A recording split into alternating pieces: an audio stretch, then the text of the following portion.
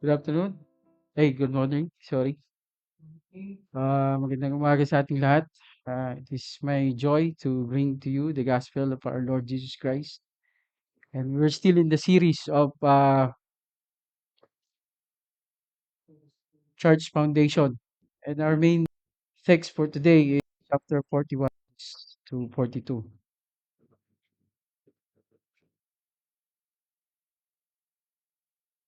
So for those who have not attended our last 2 weeks of service, our pastor, our beloved Pastor Aki has already discussed to us or preached to us about apostolic teaching.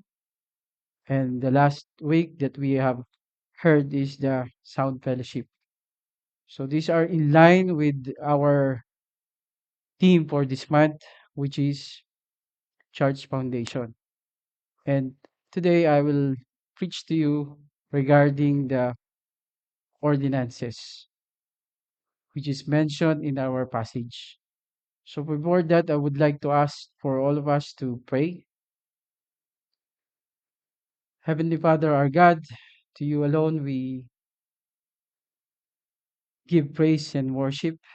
For indeed, it is by your grace that we are here to hear your word, and it is by grace that I am here to preach your word. Thank you, Lord, for giving us this privilege that we may grow in our faith and our love to you as a church, saved by grace through faith in Christ alone. Through his wondrous work on the cross, we were all saved, and because of that, we as church may always praise and worship your name. Guide us and help us understand your word through this passage. In Jesus' name we pray. Amen. So it's a beautiful passage that will look today. Let me just read it again to you. Acts chapter 2, verses 41 to 42. So those who received his word were baptized, and there were added today about 3,000 souls. And they devoted themselves to the apostles' teachings and the fellowship and to the breaking of bread and prayers. Our main theme for this preaching is to receive his word is to obey his ordinances as a means of grace from God as Church of Christ. So in here there were mentioned two ordinances that we are uh, we are observing, and this is what baptism and the Lord's Supper. So the Lord baptism is an ordinance that is only observed once by each person as a sign of the beginning of his or his Christian life, while the Lord's Supper, an ordinance that is to be observed repeatedly throughout our Christian lives as a sign of continuing in fellowship with Christ. So it's very clear that we were baptized once, which is that baptism that we received when we received Jesus Christ. And the second is the Lord's Supper, which we in this church we perform once or we observe once a month, but in some churches they observe it more than that. The question is how many means of grace is available for us that we may always be experiencing in the life are all undeserving.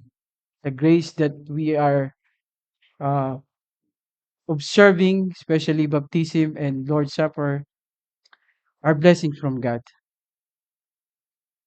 And there are ultimately we don't deserve.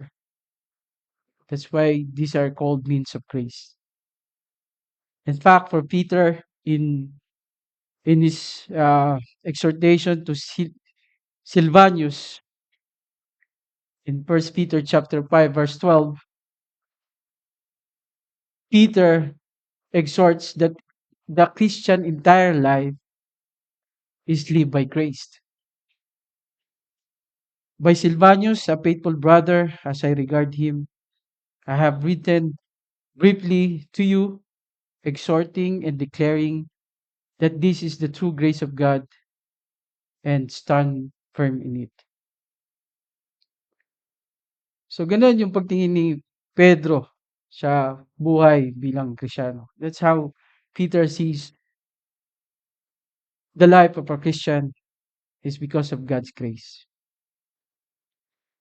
And for us who are believers of Christ, there are many ways of means of grace that God uses to enrich our lives, especially, especially within the fellowship of the church.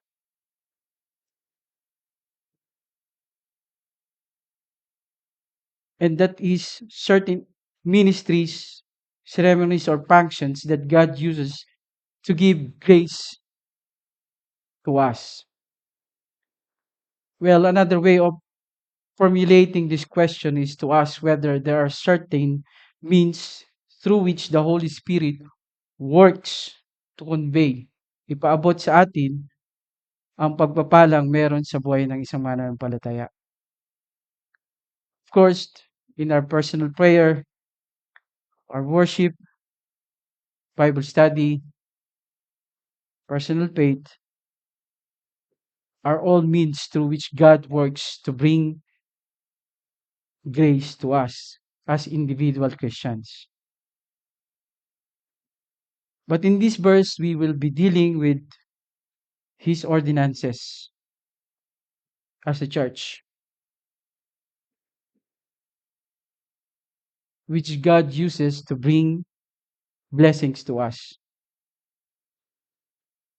Well, we may define as the means of grace as follows: our activities or ministries within the fellowship of the church that God uses to give grace to Christians.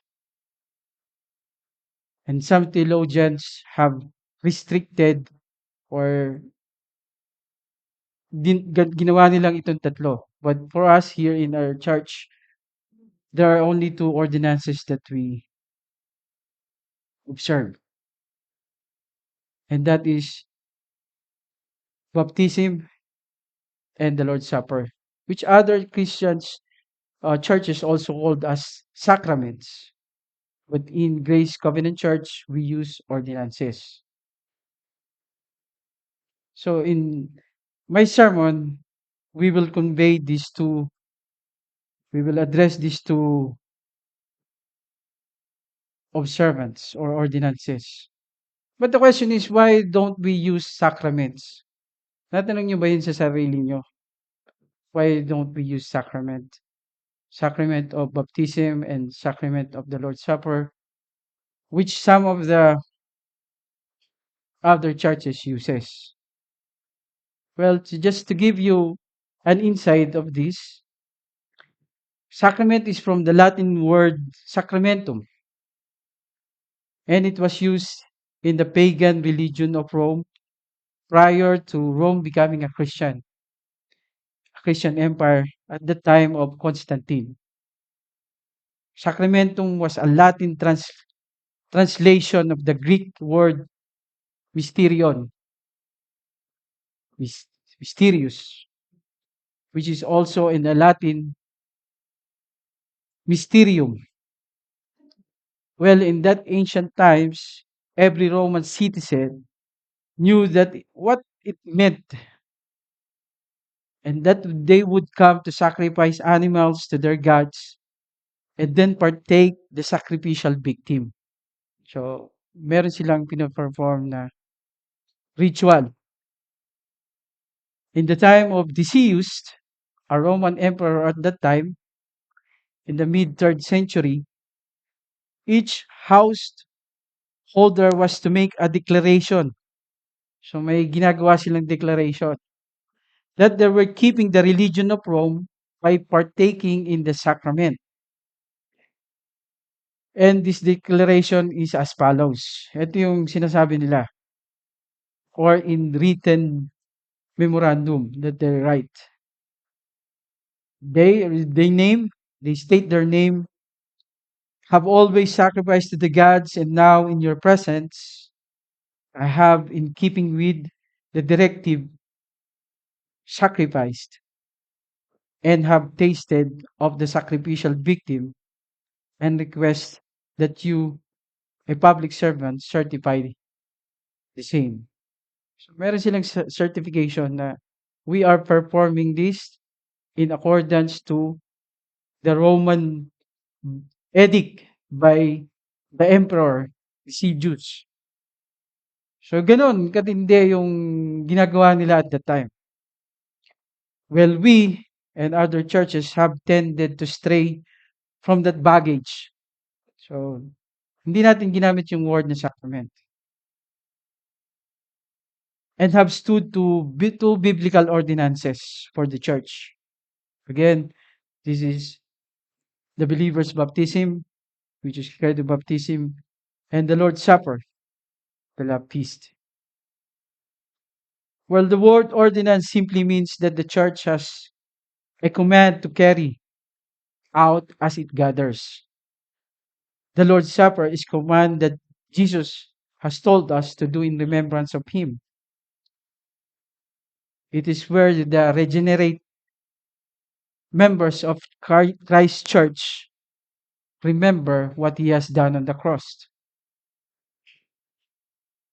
And by calling them ordinances, we have been careful to show that they have no element of saving grace, but they are the effects of grace. Saving grace can be attributed to God alone and through faith alone in Christ. It is an outward show of the grace that that saved us through Christ. By restricting to those who are truly professing or profess in the saving faith in Jesus, we also declare the purity and distinctiveness of the church from the world. So pinapakita lang nito yung distinctiveness, yung kakaiba natin bilang mananampalataya kay Kristo at dun sa mga hindi nakakaunawa sa grasya ng Diyos. It's just to show that we are doing these things not without knowledge or understanding who is our Savior and who is our Lord. So it is an ordinance restricted to the elect of God who are the light of the world as we reflect His grace that has already been given to us in Christ. Again, Lord Jesus instituted two ordinances to be observed by the church, as we read in the verses 2, chapter 2, verses 41 and 42. Ordinances which is observed once, baptism, and the Lord's Supper, which is observed or we keep on doing continually as we fellowship with Christ. So we'll go to one of the highlights of my preaching, which is baptism. Since Jesus commands His church to be baptized, as we read in Matthew 28, verse 19, kaya't humayo kayo, gawin ninyong gawin ninyong alagad ko ang mga tao sa lahat ng mga bansa. Bautismuhan ninyo sila sa pangalan ng Ama at ng Anak at ng Espiritu Santo. So this is the command of our Lord Jesus Christ in Matthew chapter 18, verse 19. Obedience, which states our two main points, three main points. Obedience to God by Christians as a means of a blessing connected to baptism, and that the Holy Spirit works through this to increase our faith, and great spiritual joy follows in it. We would expect that there would be a measure of blessing connected with the baptism. So why is it? We understand that all obedience to God by Christians bring favors with it. And this obedience is specifically a public act of confessing Jesus Christ as Savior, which is an act itself brings joy and blessing to a believer. So baptism itself is a joy that we undergo, and it's a expression, or it is a proclamation of our faith in Christ. Moreover, it is a sign of a believer's death and resurrection with Christ our Lord, which is written in Romans chapter 6, verses 2 to 5, and Colossians chapter 2, verses 12. And of course, we see here that the Holy Spirit works through this sign to increase our faith, to increase our experiential relations na nagkakaroon ng katotohanan nito sa buhay natin. Relations that we are indeed already died to the power of sin and the love of sin in our lives. So this is a mark or a sign that indeed the Holy Spirit is working within our hearts, knowing that in this symbolizes our death to sin, that we are no longer slaves to sin. Since baptism is a physical symbol of death and the resurrection of Christ, our participation in them should give additional assurance of union with Christ and to all believers who are present. Since water baptism is an outward symbol of an inward spiritual work of the Holy Spirit. So this is why we undergo baptism. The Holy Spirit convicts us in obedience, knowing that we have come to the knowledge of who is Christ our Lord. We may expect that the Holy Spirit will ordinarily work alongside the baptism, giving to believers an increasing realization of the benefits of regeneration. When baptism is closely accompanies the initial profession of faith, it is the fact that the outward form of the profession of faith takes. Sa totoo na when we profess that Jesus Christ is our Lord, there should be a significant change, or there should be an outward change. And that is shown when we willfully submit and undergone baptism.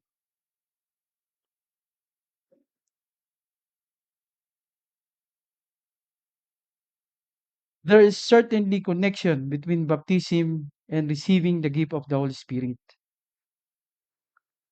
We see in Acts chapter 2 verse 38.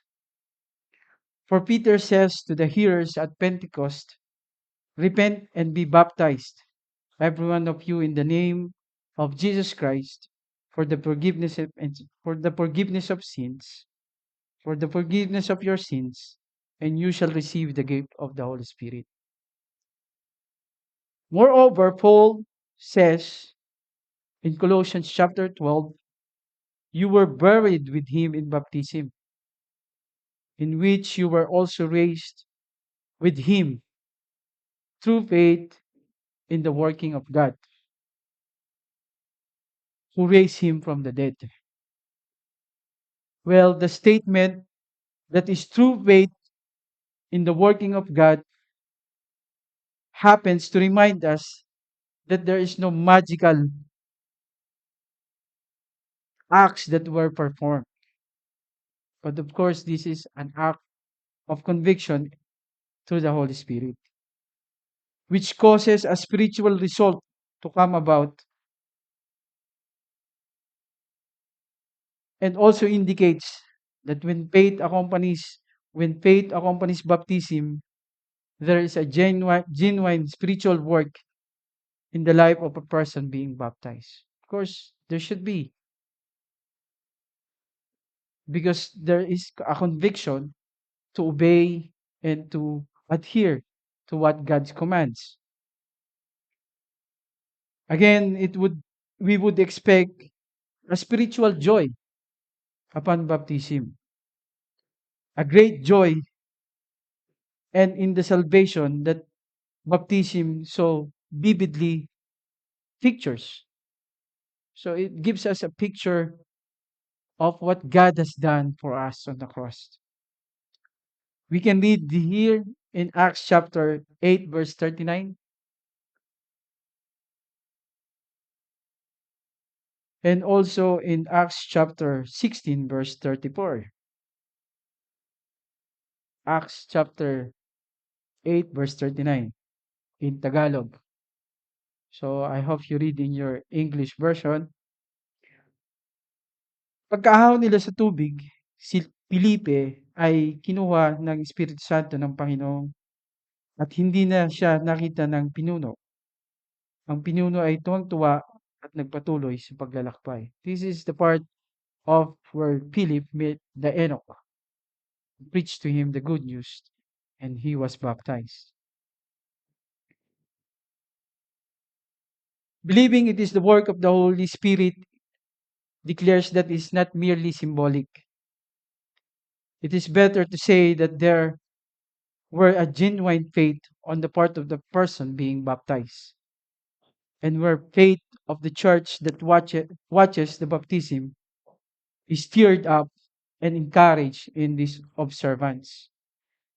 Then the Holy Spirit does work through baptism. And it means it is a means of grace through which the Holy Spirit brings blessing to the person being baptized as well. The practice of baptism in the New Testament is carried in one way. The person is being immersed or put completely under the water through and brought back up again. Baptism by immersion is therefore a mode of baptism or the way in which baptism is carried out in the New Testament. The Greek word baptizo means to plunge, to dip, or to immerse something in the water or someone in the water in our part. This is commonly recognized and standard meaning term in the ancient Greek literature, both inside and outside the Bible. The sense immerse is appropriate and probably required for the word in several New Testament passages. As we read in Mark chapter 1, verse 5, people were baptized by John in the river. It does not say beside or near, it says in the river. Mark also tells us that when Jesus were baptized, he came up out of the water. Not that he came away from it, which is a Greek word for apo, but it is a Greek word ek, out of. The part that John and Jesus went into the river and came out of it strongly suggests immersion. So in this church, we are performing immersion.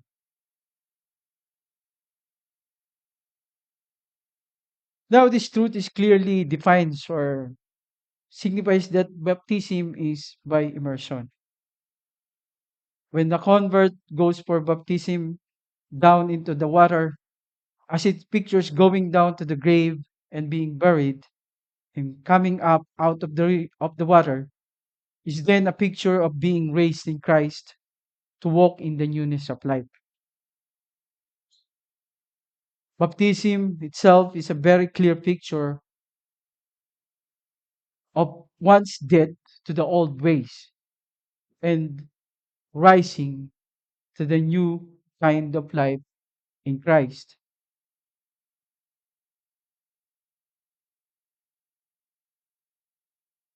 The pattern of baptism is revealed in several places in the New, and those who gave a believable profession of faith should be baptized.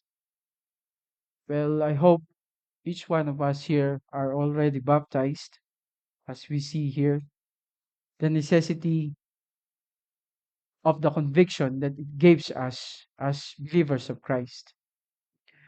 While we recognize that Jesus commanded baptism as he did, as did the apostles, we should not stay, we should not say baptism is necessary for salvation. To say that baptism or any other action is necessary for salvation is to say that we are not justified by faith alone.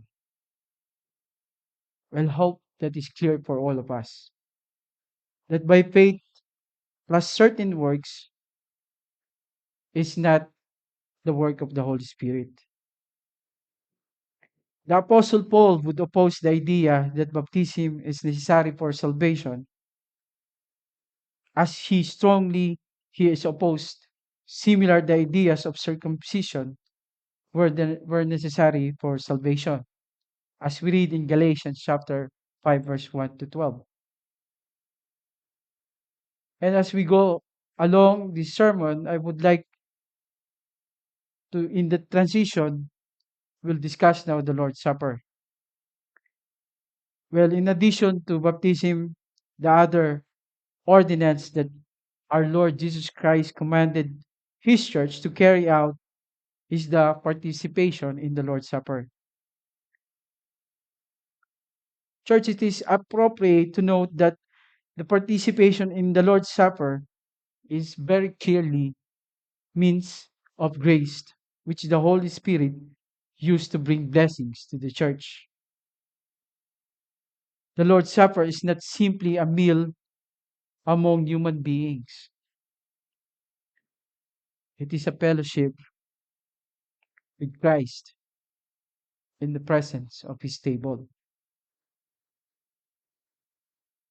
Once again, to remind us that we must avoid the idea that any magical benefits comes from the sharing of the Lord's Supper, whether a person participates in faith or not. But as we, believers of Christ, partaking through the Lord's Supper, we participate in faith in Christ. If we indeed, when we participate in faith, renewing and strengthening our faith and trust in Christ for salvation. Believe the Holy Spirit brings spiritual blessings through this ordinance.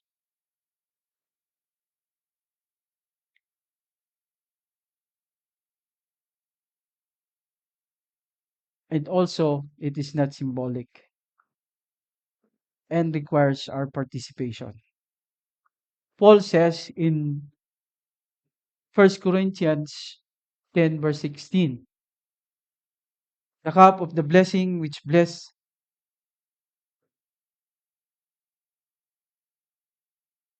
the cup of the blessing which we bless is of course a participation.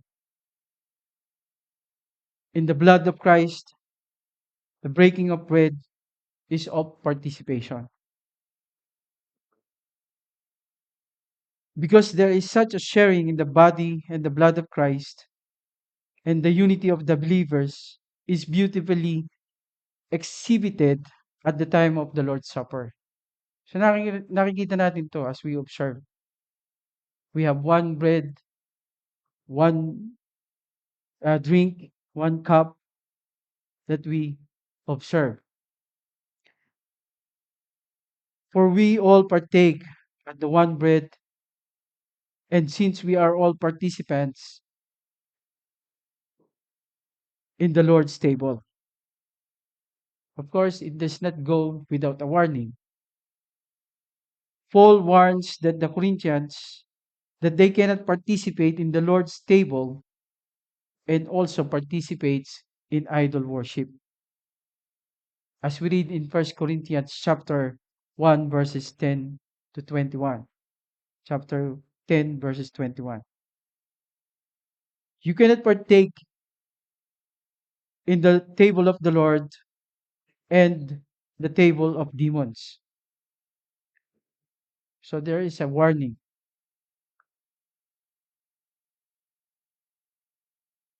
There is a spiritual union among believers with the Lord, and that strengthens and solidifies at the Lord's Supper. And it is not to be taken lightly. Well, we understand what the Lord's Supper signifies to us, or why we do observe the Lord's Supper.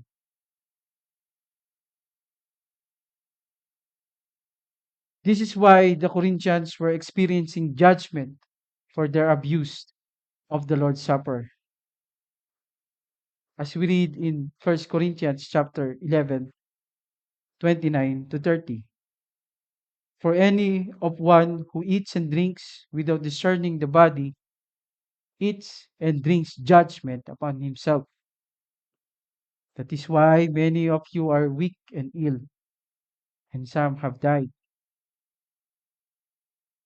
But if Paul says there will be judgment for wrong participation in the Lord's Supper, certainly there is an expectation of a blessing for right participation. When we obey Jesus' commands, take it as stated in Matthew 26, verse 26, and go through physical activities of eating and drinking at the Lord's table, our physical action pictures a corresponding spiritual nourishment, a nourishment of our souls that will occur when we participate in obedience and in faith. For Jesus says, for my flesh is food indeed, and my blood is drink indeed. And who eats my flesh and drinks my blood abides in me, I in him. Just to give you an example, just to give you an history back, during the time of Nero, Christians were tagged as cannibals when they perform the Lord's Supper. And it is a ground for their persecution at that time. Knowing to obey the Lord is better than to obey man, they, in spite of the persecution, upholds and observes the Lord's Supper. As with baptism, therefore, we should expect spiritual blessings as we participate in the Lord's Supper, which is a means of grace, which the Holy Spirit conveys blessing to us as Jesus instituted the Lord's Supper in the way, in the following way. The meaning of the Lord's Supper is complex, rich, and full. It is Christ's death when we participate in the Lord's Supper, symbolizes his death and gives us a picture of what he has done on the cross. That indeed the cup is poured out, symbolizes the pouring out of Christ's blood for us. That is why participating in the Lord's Supper is a kind of proclamation. For as often as you eat this bread and drink the cup, you are proclaim the Lord's death until he comes. It's very clear that we participate in this ordinance gave us a clear picture of what Christ have done on the cross. For sinners like us, He himself bore our sins on the cross that we may have forgiveness. In this, we participate. Our participation in the benefits of Christ's death. As we participate, there is a benefit for us. Nakikisa tayo as we read in Matthew 26, verse 26. Take, eat, this is my body. As we individually reach out and take the cup for ourselves, each one of us is by action proclaiming, I am taking the benefits of Christ's death to myself. When we do this, we give a symbol of the truth that we participate and share in the benefits earned for Christ by his death on the cross. Thirdly, it gives us spiritual nourishment. Just as ordinary food our physical body needs, so the bread and the wine of the Lord's Supper give us nourishment to us. But this also pictures the truth that there is spiritual nourishment and refreshment that Christ gives, that giving to our souls. Indeed, the ordinance that Jesus Christ instituted in its very nature is designed to teach us, as Jesus said. So Jesus said to them, truly, truly, I say to you, unless you eat the flesh of the Son of Man and drink his blood, you have no life in you. Whoever feeds on my flesh and drinks my blood has eternal life, and I will raise him up on the last day. For my flesh is true food, and my blood is true drink. Whoever feeds on my flesh and drinks my blood abides in me, and I in him.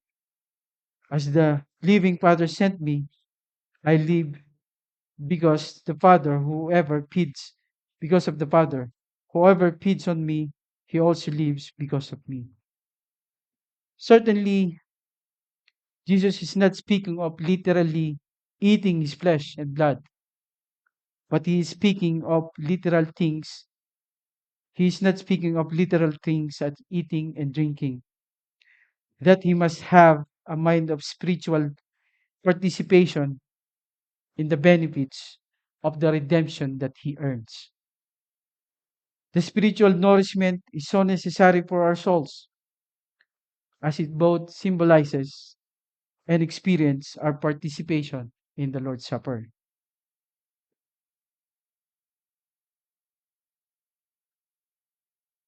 And fourth, the unity of believers. When Christians in the Lord's Supper together participate together, they also give a clear sign of unity with one another. And this is what Paul teaches us in 1 Corinthians 10, verses 17. It also affirms his love for us. The fact that I am able to participate in the Lord's Supper, indeed, the Lord Jesus invites us to come. A vivid reminder, a visual assurance, reassurance that Jesus loves us individually and personally. And when I come to take the Lord's Supper, our- I thereby find assurance again and again of Christ's work on the cross.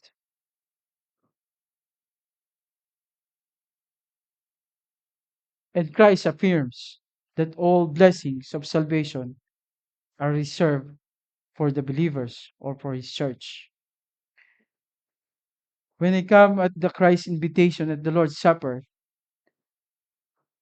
in his presence, there's his assurance of blessing. In this supper, I am actually eating and drinking a foretaste of a great banquet at the table of the king. I came to his table as a member of his eternal family. When the Lord welcomes me at his table, he assures me that he will welcome me to all the other blessings in heaven and earth, and especially that great marriage supper of the Lamb, which is reserved for us when we meet Christ.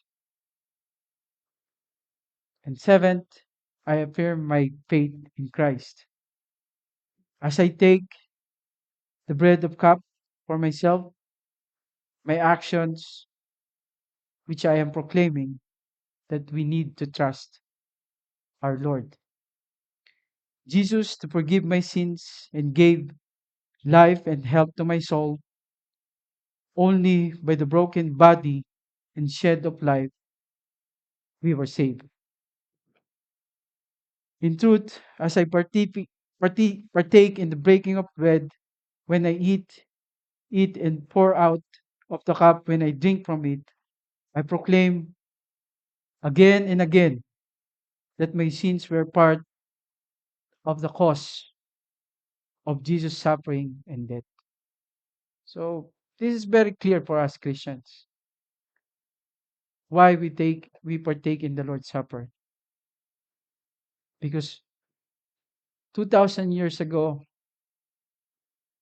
is the God Christ our Lord became man, came down that he may take the full wrath of God serving for us. And yet through his grace and mercy on the cross, he have shown that indeed we have a Savior in him. Fully God and fully man, he lived a perfect life without sin and did not sin in order to atone for our sins. And this is what Christ have done on the cross. For each one of us who put his faith and trust on God, who repent in our sins. And this is what we are called to do as we partake in faith in these ordinances.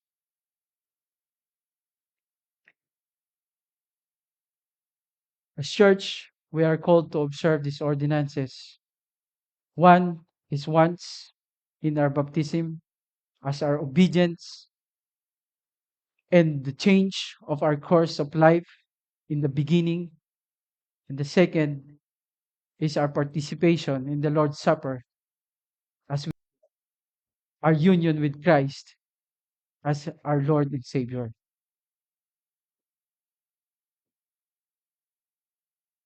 Baptism and the Lord's Supper are means of grace for His church, looking to Christ as a perfect example of obedience for us to imitate. His love for the Father and His church were shown in both these ordinances, in His public ministry, in His death, and His redemption for our sins, and in His resurrection. Indeed, we have a blessed hope in Him alone, awaiting for our eternal life together with Him. Let us pray. Father, our God, our Lord,